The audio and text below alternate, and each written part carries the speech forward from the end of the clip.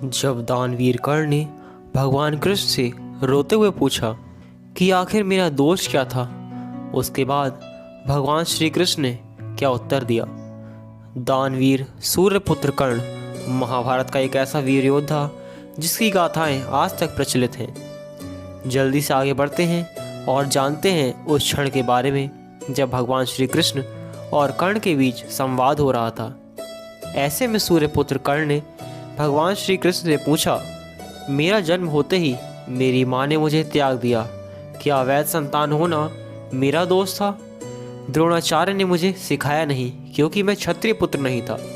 परशुराम जी ने मुझे सिखाया तो सही, परंतु श्राप दे दिया कि जिस वक्त मुझे उस विद्या की सर्वाधिक आवश्यकता होगी मुझे उसका विस्मरण हो जाएगा, क्योंकि उनके अनुसार मैं क्षत्रिय नहीं था। केवल संयोगवश एक गाय को मेरा वाण लगा था और उसके स्वामी ने मुझे श्राप दिया, जबकि मेरा कोई दोष भी नहीं था। द्रौपदी स्वयंवर में मेरा घोर अपमान किया गया। माता कुंती ने मुझे आखिर में मेरा जन्म रहस्य बताया, वो भी अपने अन्य बेटों को बचाने के लिए। जो भी मुझे प्राप्त हुआ दुर्योधन से ही हुआ, तो अगर मैं उसकी तरफ से लड़ूं तो मैं गलत कहाँ हूँ? तब भगवान श्री कृष्ण ने उत्तर दिया, राधे, मेरा जन्म कारागार में हुआ था। जन्म से पहले ही मृत्यु मेरी प्रतीक्षा में घात लगाए बैठी थी। जिस रात मेरा जन्म हुआ था उसी रात माता पिता से दूर कर दिया गया।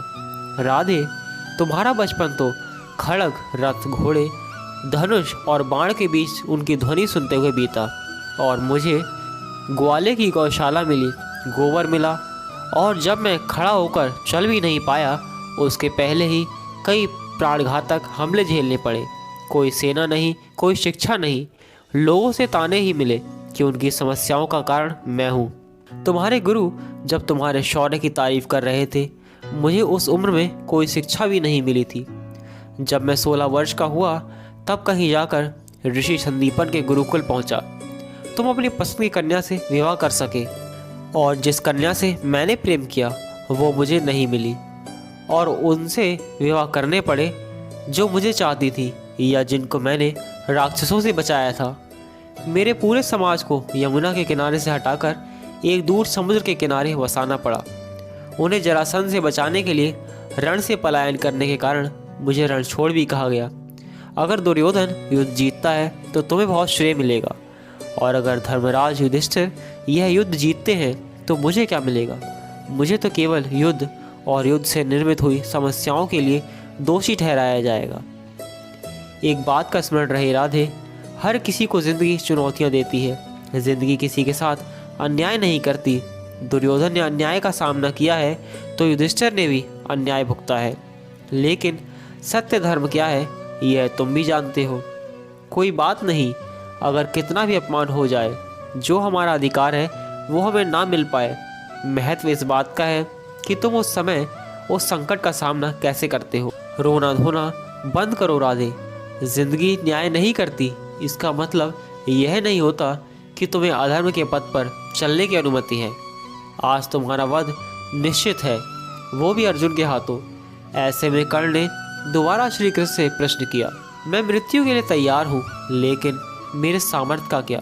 तब भगवान श्री कृष्ण ने कहा, ये सोचो तुम्हें छल से मारना पड़ रहा है राधे, इससे बड़े सामर्थ्य की बात क्या होगी?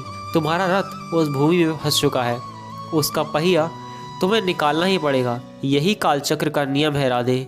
उसी वक्त अर्जुन को अंजलि अस्त्र से छल पूर्वक तुम्हारा वध करना ही होगा, और यहीं से धर्म की नींव रखी जाएगी, और धर्म के लिए ये सब करना पड़ेगा राधे। इसलिए तुम्हें जितना भी रोना धोना था राधे, सब बंद करो। दुनिया तुम्हारा सामर्थ्य जानती है, और आने वाले युगों युगों तक तुम्हारा नाम हर किसी की जुबान पर रहेगा, सूर्यपुत्र दानवीर महारथी कर्ण। तो दोस्तों, आपको कैसा लगा भगवान श्री कृष्ण और कर्ण का ये खास संवाद? वीडियो अच्छी लगी हो तो वीडियो को लाइक करें, कमेंट करें और चैनल को सब्सक्राइब करें, और ज़्यादा से ज़्यादा शेयर करें। तो चलिए मिलते हैं अगली बार एक और ख़ास वीडियो के साथ। तब तक के लिए देखते रहिए माइथोटॉनिक।